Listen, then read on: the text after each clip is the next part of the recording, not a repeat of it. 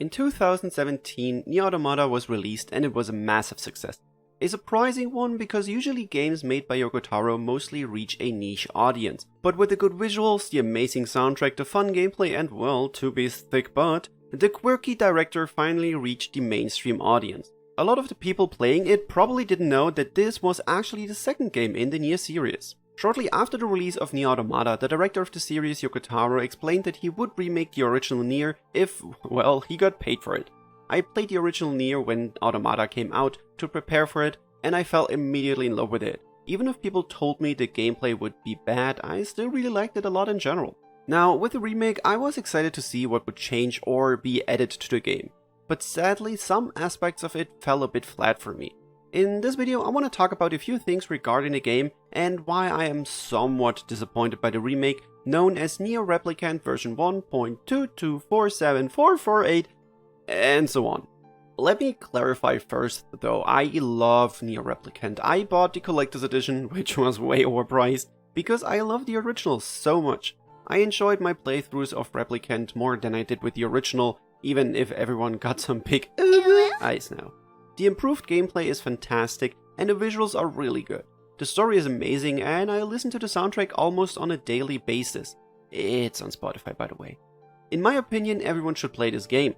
I could make an entire video on how much I love the game.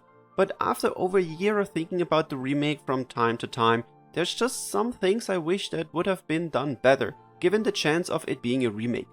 And let me add this disclaimer, I will talk about huge spoilers for this game, so if you don't want to get spoiled some things, please watch the video after you've played it. It's still a really great game that I hold dear to my heart, even if I will now spend several minutes complaining about it. Let's talk about the first, probably obvious to most, thing. Getting all the endings. To get all the endings that the original had, you have to play through the first half of the game and then finish the second half of NieR Replicant 4 times to get a clear on ending A to D. You get ending A and B by just finishing the story, and given how Yoko Taro tells the story, it makes sense to play it like this. And it's extremely enjoyable, because you learn way more about the world, about these shades, and why you're not really the good guy you think you are. It's done nicely and I personally enjoyed this form of storytelling. For ending C and D, you have to collect all weapons. There's not much else that's new in both playthroughs for these endings. The only thing that makes Route C relevant are the new scenes between Devola and Popola. They give some more insight into their relationship and give us some more lore. I really enjoy those talks and I do see why they can only be put into Route C. But it's already getting repetitive at this point and now off to go do ending D? Replay everything again without anything new? Why isn't it possible to just drop the player off at their last safe spot before the end sequence? Sure, the second half of the game can be played through kinda fast, and I guess it doesn't really matter that much to replay it, but it does become tedious on the third and especially on the fourth playthrough. Even more since there's boss fights where you just have to wait until the story is done playing out, which already was a problem the original had. Now let's talk about the new story about the ghost ship, which first appeared as a short story in the Grimoire NieR. When reaching Seafront Port Town after the time skip, I was super confused by the big ship on the beach.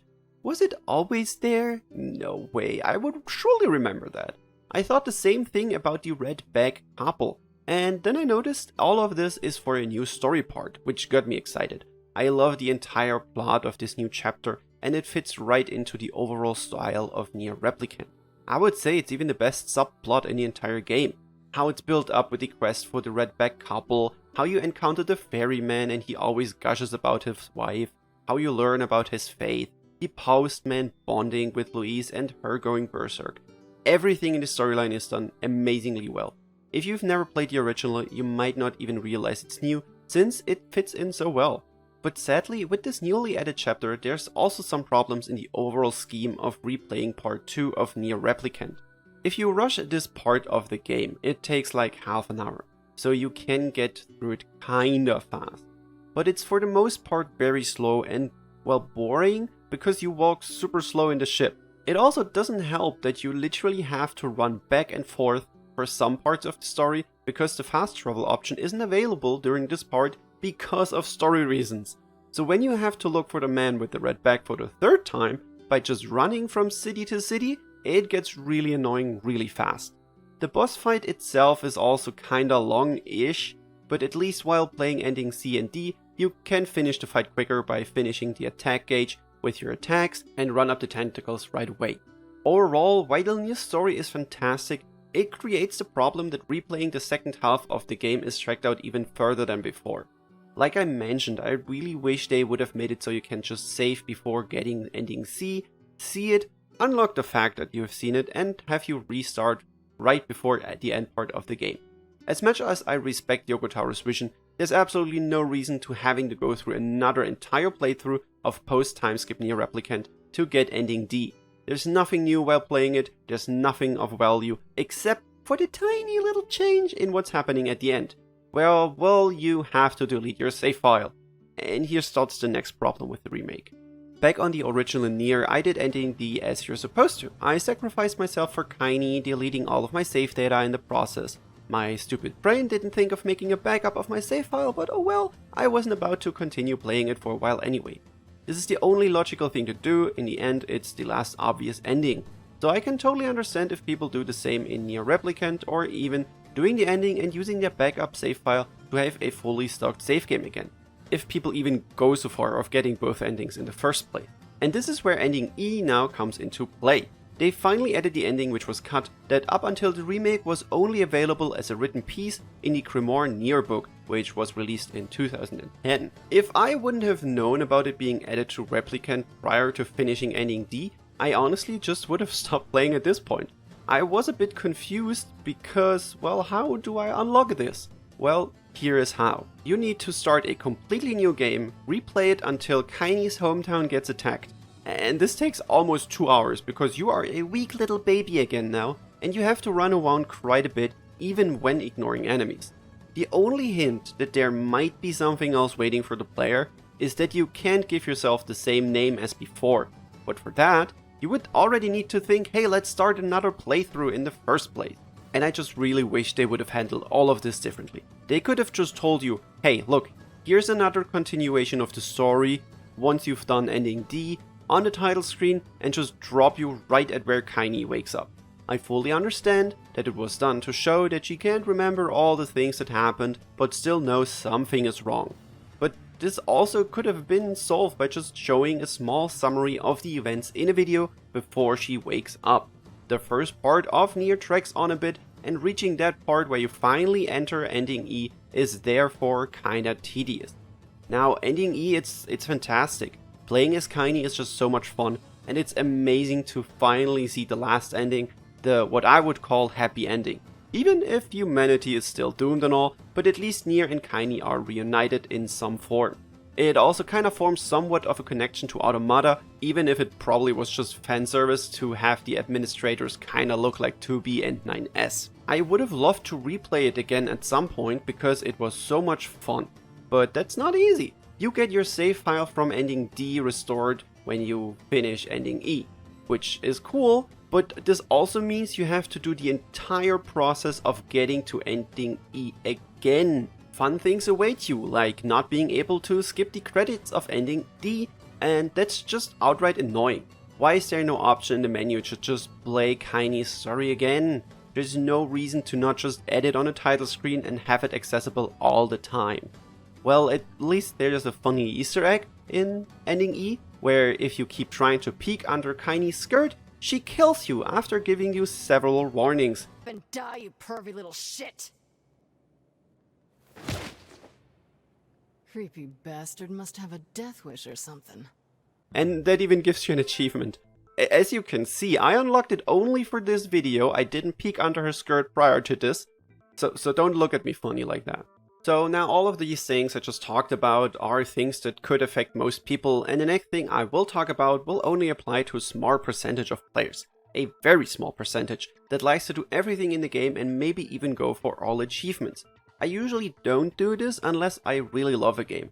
And I do love NieR Replicant. So I planned on getting the Platinum Trophy with my PS4 copy of the game, and as you can see, I do not have the Platinum Trophy of NieR Replicant.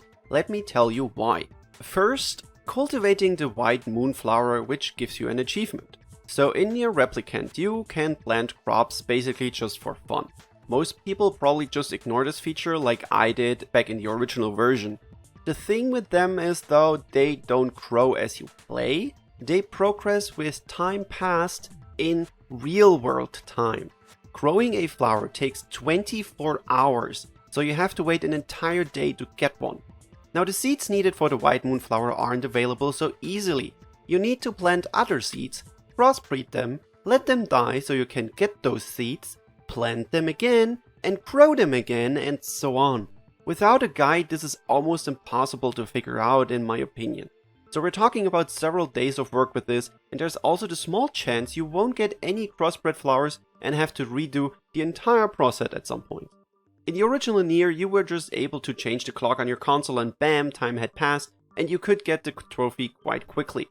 This does not work anymore in NieR Replicant on consoles. You can cheat this on PC apparently, but as a console gamer, you're screwed. You can mess around a little bit with the clock when changing time zones, but changing the date does nothing. This is extremely annoying and I really wish they would have changed this, or at least left in the trick with changing dates. But in the end, I personally went through with all of this and got my trophy for it. Now while this is tedious, you do have a certainly high chance of success if just enough time passes.